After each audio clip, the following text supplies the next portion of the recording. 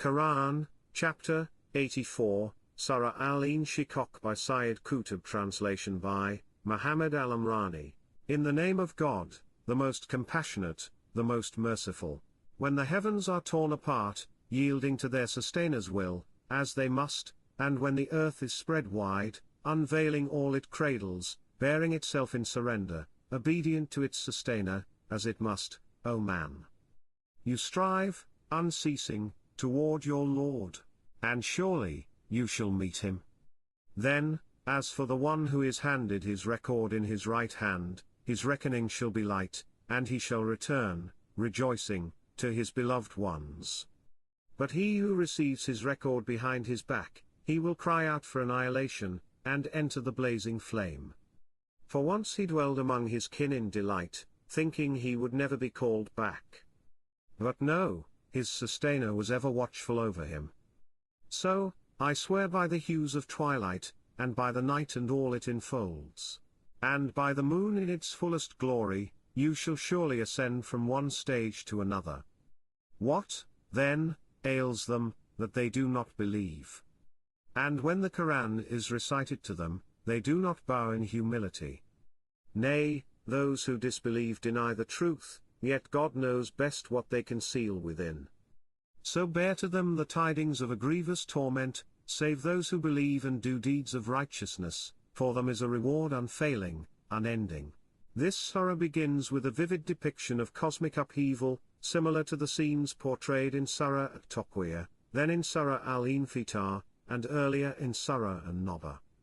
However, here, the tone is uniquely serene, a tone of submission to God. The heavens and the earth are portrayed in a state of willing surrender, bowing down in humility and ease before their sustainer, when the sky is split asunder, and it hearkens to its sustainer, as it must, and when the earth is stretched wide, casting out all within it and becomes empty, and it hearkens to its sustainer, as it must. This awe-inspiring introduction paves the way for an address to man, instilling within him a sense of reverence for his sustainer. It serves as a reminder of his duty, and of the inevitable destiny that awaits him in the presence of his Creator. As the heavens and the earth in their grandeur submit to God's will, so too is man reminded of his own journey toward his sustainer, O man. Truly, you are laboring toward your sustainer, laboring ever harder, and you shall meet him. Then as for him who is given his record in his right hand, he shall have an easy reckoning, and return to his people rejoicing. But he who is given his record behind his back, he will cry out for perdition, and enter the blazing fire. For he once lived among his people joyfully, thinking he would never return to his sustainer. But indeed, his sustainer was ever watchful over him. The third section presents scenes from the observable universe, laden with signs for man, signs that hint at divine planning and precise control. With a solemn oath, these natural phenomena are invoked to remind humanity of the inevitable transitions they must undergo. So, I swear by the afterglow of sunset, and by the night and all that it gathers, and by the moon in its fullness, you shall surely move onward from stage to stage. Finally, the surah concludes with an expression of astonishment at the people's refusal to believe. Despite the evident truths presented in the previous sections and the ultimate fate of their world, they remain heedless. What then is the matter with them, that they do not believe? And when the Qur'an is recited to them, they do not bow down in humility. God is fully aware of what they conceal within their hearts, and their denial only seals their fate, nay, but those who deny the truth give the lie to it. Yet God knows best what they hide within themselves. So give them glad tidings of a grievous suffering, except for those who believe and do good deeds. For them is a reward unfailing, beyond measure. This surah flows with a serene rhythm, majestic in its subtlety, enveloped in an aura of tranquility even when portraying cosmic upheavals that, in Surah At-Taqwiyah, are presented amidst a stormy atmosphere. Here, however, the tone is one of gentle guidance, infused with compassionate, merciful enlightenment, step by step, in a calm and profound whisper. The address, O man, serves as a reminder, stirring the conscience with its tender appeal. The surah, through its sequence of passages, leads the human heart through a journey of both cosmic and human reflections, deliberately shifting from the scene of universal submission to a tender touch upon the heart of man. Then, it moves to the scene of reckoning and recompense, followed by the contemplation of present cosmic phenomena, and their profound implications. Once again, it returns to touch the human heart, then expresses wonder at those who remain unbelieving despite all this, culminating in a warning of painful torment, except for the believers, who are promised an unfailing reward. All these transitions, scenes, hints, and touches are encapsulated within a surah so brief, merely a few lines long, yet accomplishing what would seem impossible in a larger space, delivered with such power and impact. But such is the Qur'an, ever easy to remember, speaking directly to the hearts through their nearest gateways, marked by the imprint of the All-Knowing, the All-Wise. When the sky is split asunder, and it hearkens to its sustainer, as it must, and when the earth is stretched wide, casting out all within it and becomes empty, and it hearkens to its sustainer, as it must. The splitting of the sky has been mentioned in previous surahs, but what is new here is the sky's submission to its sustainer, the realization of its destiny, and its humble acceptance of this truth. And it hearkens to its sustainer, as it must.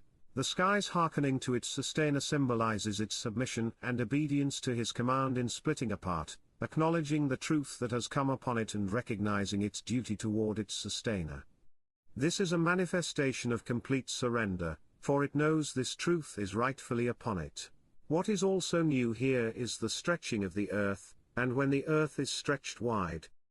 This could imply the extension of its expanse and form, resulting from the upheaval of the natural laws that once governed it and maintained it in its current shape, commonly understood as spherical or elliptical. The expression used indicates that this event will befall the earth by an external force, as the verb form suggests, stretched wide, and casting out all within it and becomes empty. This expression portrays the earth as a living being, throwing out all it holds and relinquishing it. And what it holds is vast, including the countless creatures it has enveloped over ages known only to God, and the minerals, waters, and secrets hidden within its depths, known only to its Creator. The earth has borne this burden for ages upon ages, for countless centuries. Until that day when it will cast out all within it and become empty, and it hearkens to its sustainer, as it must. It, too, like the sky, hearkens to its sustainer and submits to his command, acknowledging that this is its due, and that it owes this obedience to its sustainer by his rightful claim upon it. In these verses, the heavens and the earth are depicted as beings with a spirit, living creations that listen to the command, respond immediately, and obey without hesitation or compulsion, fully acknowledging the truth. Though the scene depicts a cosmic upheaval on that day, its portrayal here is shaded with humility, majesty, reverence, and a profound calm. The lasting impression it leaves is one of submissive, reverent surrender, without noise, opposition, or protest. In this atmosphere of humble obedience, the divine call to man resounds, as the cosmos, its heavens and earth, stand before him in total submission to their sustainer. O man! Truly, you are ever toiling toward your sustainer, and you shall meet him. O man! You who have been created by your sustainer with exquisite care, endowed with a unique humanity that sets you apart in this vast universe, with qualities that should make you more aware of your sustainer, more obedient to his command than the earth and the heavens. He has breathed into you of his spirit, granting you the ability to connect with him, to receive a spark of his light, to rejoice in the reception of his grace, to be purified by it, and to ascend without limit, until you reach the perfection destined for your kind. Lofty and far-reaching are the horizons of this perfection. O man! Indeed, you are laboring toward your sustainer, laboring ever harder, and you shall meet him. O man! You traverse the journey of your life on earth with toil, bearing your burden, exerting your effort, carving your path, until you reach, in the end, your sustainer. For to him is your return, to him is your ultimate destination, after all the toil, the striving, and the struggle. O man! You labor even in your pleasures, for you do not attain them on this earth except through effort and toil. If not the toil of the body and the labor of work, then it is the toil of thought and the labor of feelings. Both the wealthy and the deprived share this fate, only the type and color of their toil differ. Yet the reality of toil is a constant in human life. And in the end, the final destination is the same, to God, whether you realize it or not. O man! You will never find rest on this earth, true rest lies beyond, in the hereafter, for those who prepare for it through obedience and submission. The toil on earth is the same for all, though its taste and form may vary. But the ultimate outcome is different when you meet your sustainer. One will encounter a suffering beyond the hardship of this world, while another will find bliss that erases the pains of the earthly struggle, as if there had never been any toil or hardship at all. O man! You, who have been distinguished by the qualities of humanity, choose for yourself what befits this distinction that God has bestowed upon you, choose the rest that comes after toil when you finally meet Him. It is with this subtle touch in this call that the destinies of the toilers are connected as they reach the end of the road and meet their sustainer after their toil and struggle. As for him who is given his record behind his back, he will cry out for destruction, and he will enter a blazing fire. He once lived among his people in joy, thinking he would never return to his sustainer. But indeed, his sustainer was ever watchful over him. And the one who is given his record in his right hand is the one who is blessed and happy, who believed and did good, and thus God was pleased with him, and granted him salvation. His reckoning will be easy, for he will not be questioned in detail or scrutinized. This is depicted in the traditions of the Prophet, peace be upon him, which provide ample insight. Aisha, may God be pleased with her, reported that the Messenger of God, peace be upon him, said, "Whoever is questioned during the reckoning will be punished." She said, "But did God not say, 'Then as for him who is given his record in his right hand, he shall have an easy reckoning'?" He replied, "That is not the reckoning, rather, it is the presentation. Whoever is questioned during the reckoning on the day of judgment will be punished." In another narration, she said, "I heard the Messenger of God, peace be upon him, say during one of his prayers, 'O God, grant me an easy reckoning.' When he finished, I asked, 'O Messenger of God, what is an easy reckoning?' He said, 'It is when a person's record is examined, and he is pardoned. Whoever is questioned during the reckoning on that day, O Aisha, will be doomed. This is the easy reckoning that awaits the one who is given his record in his right hand. Then he will be saved and return to his people rejoicing, those who preceded him to paradise." It is an expression that signifies the gathering of those who were united in faith and righteousness in paradise, along with those they loved from their family and companions. It depicts the return of the one who has been saved from the reckoning to his familiar group after the harrowing ordeal, returning with a radiant smile, overjoyed by his salvation, and the reunion in the gardens of bliss. This passage contrasts the fate of the tormented soul, seized by the weight of its evil deeds, with that of the blessed one. For those who receive their record with dread, it is handed to them behind their back, an ominous symbol of disgrace and shame. But as for the one who is given his record behind his back, he will cry out for destruction and burn in a blazing fire.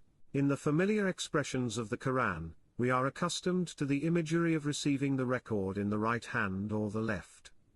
Yet here, a new and more harrowing picture emerges, the record handed from behind. A posture of one who recoils in fear, shunning the very sight of their fate, compelled by the weight of their own disgrace. We do not grasp the exact nature of this record, nor the precise manner in which it is given, whether in the right hand, the left, or from behind. What we understand, however, are the profound truths conveyed, salvation through one, and utter ruin through the other.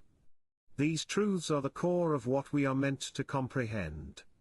The forms in which these truths are presented serve to animate the scene, deepening its impact on our senses, though the ultimate reality lies with God alone, who knows best the essence of what will be. This wretched soul, who spent his life on earth toiling and struggling, yet in sin, iniquity, and error, now faces the end he always dreaded, confronting the destiny he had long ignored. He now realizes that this torment is endless, unyielding, without reprieve. In his desperation, he cries out for death, longing for it to deliver him from the misery that awaits.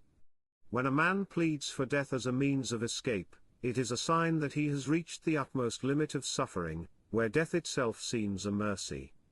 This is the meaning captured by the poet Al-Mutanabi when he said, "It is enough of a disease that you see death as a cure, and enough of a calamity that death becomes your only wish. Indeed, this is misery beyond all misery, suffering beyond all suffering. And he will burn in a blazing fire." This is the torment from which he begs for death to rescue him, but in vain, in vain. In contrast to this scene of utter despair, the narrative returns to reflect on the past of this wretched soul, who once lived in blissful ignorance among his family. Indeed, he was among his people joyful, thinking that he would never return to his sustainer. That was in the world, yes, but now, with this Qur'an, we stand on the day of judgment and retribution, leaving the earth far behind in time and space. Indeed, he was among his people joyful, heedless of what lay beyond the present moment, oblivious to the awaiting afterlife, for which he made no preparation, nor did he store up provisions. He assumed he would never return to his sustainer, never stand before his creator again. Had he believed in this return, he might have gathered some provisions, saved something for the reckoning. But no. Indeed, his sustainer was ever watchful over him. He assumed he would never return, but the reality is that his sustainer was always aware of him, encompassing him with his knowledge, observing his every move, knowing that he would ultimately return to him, and that he would recompense him for all that he had done. And so it has come to pass, as decreed by God's eternal knowledge, what was always meant to be.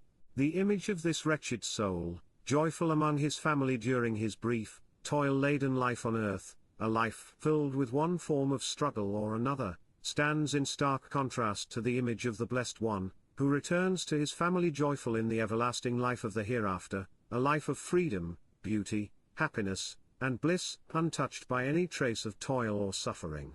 From this profound journey, filled with scenes and touches that leave a deep impression on the soul, the narrative brings them back to glimpses of the universe in which they live, a universe full of signs of God's planning and design, signs that surround them even as they remain heedless of the wisdom and precision with which their lives and destinies are woven.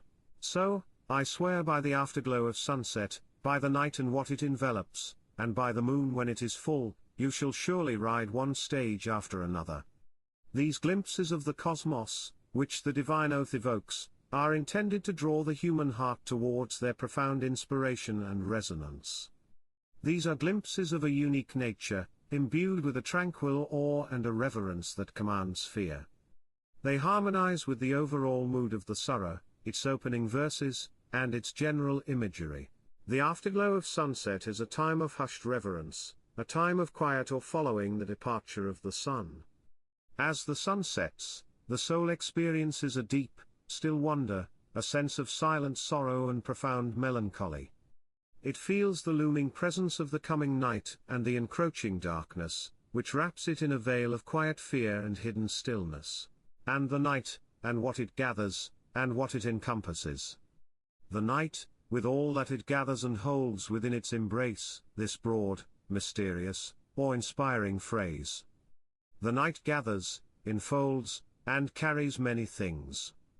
As one contemplates what the night gathers and encompasses, one is led far afield, pondering the myriad things, beings, events, and emotions that the night gathers, hidden worlds and secrets that permeate the earth and sink deep into the human heart.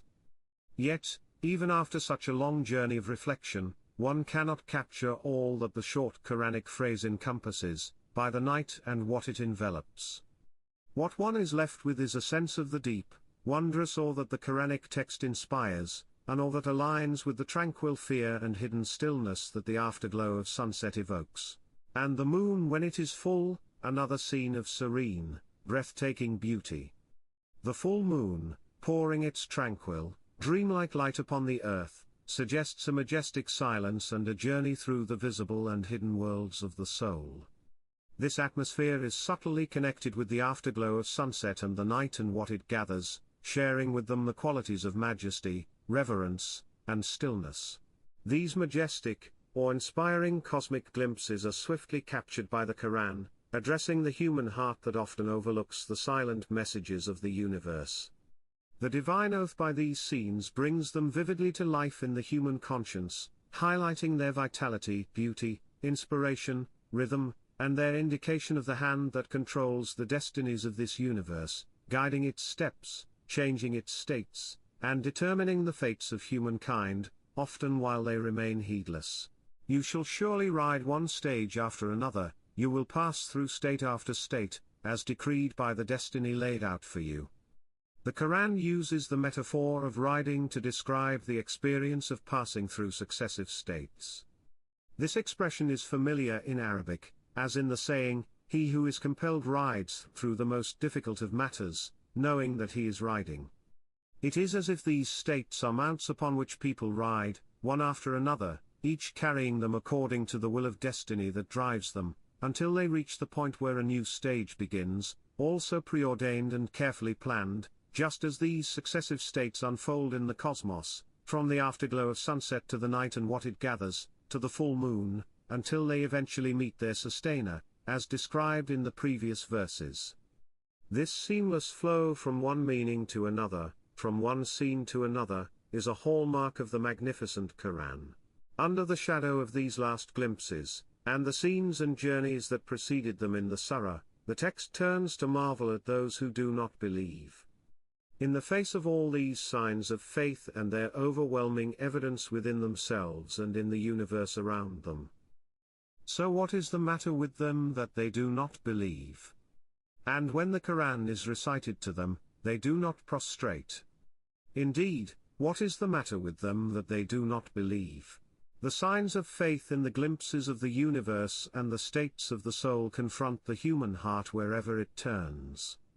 They accumulate around it, wherever it may be, in such abundance, depth, and strength in the scales of truth that they besiege the heart, even if it tries to escape. Meanwhile, these signs whisper, call, and plead with the heart wherever it listens with its ears and opens with its feelings. So what is the matter with them that they do not believe? And when the Quran is recited to them, they do not prostrate. The Quran speaks to them in the language of nature, opening their hearts to the signs and proofs of faith within themselves and the horizons. It stirs in these hearts feelings of piety, reverence, obedience, and submission to the Creator of existence. This is what prostration symbolizes. Indeed, this universe is beautiful and full of inspiration. Within it, there are flashes, sparks, moments, and wanderings that evoke in the human heart the noblest feelings of response and humility. And indeed, this Quran is beautiful and full of inspiration. Within it are touches and allusions that connect the human heart with the beautiful universe and its majestic Creator, pouring into it the great truth of the universe, which hints at the great truth of its Creator. So what is the matter with them that they do not believe? And when the Quran is recited to them, they do not prostrate. It is indeed a wondrous mat, the narrative leaves behind and shifts to the description of the disbelievers' reality and the fate that awaits them. Yet, those who deny the truth persist in their denial. And God is fully aware of what they conceal in their hearts. So, give them the tidings of a painful torment. Indeed, those who deny are relentless in their rejection. Denial is their mark, their true nature, the very essence of their being. And God knows well what they harbor within, the evil and malice that drive their denial. And then the discourse leaves them behind and turns to the noble messenger, so, give them the tidings of a painful torment. Ah, what a proclamation, one that brings no joy, no desire for the bearer of glad tidings. At the same time, the fate of the believers is presented, those who do not deny, but prepare themselves with righteous deeds for what lies ahead. This contrast appears in the context as though it is an exception from the fate of the denying disbelievers. Except for those who believe and do righteous deeds, for them is a reward unceasing. This is what in language is termed a disconnected exception, for those who believe and perform righteous deeds were never included in that dark proclamation from which they are now exempted. Yet, this manner of expression is more striking, drawing attention to what is being excluded. And the unceasing reward is the eternal reward, uninterrupted and everlasting, in the abode of permanence and immortality. And with this decisive and brief cadence, the short surah concludes, its words few, but its reach spanning the vast realms of the universe and the soul.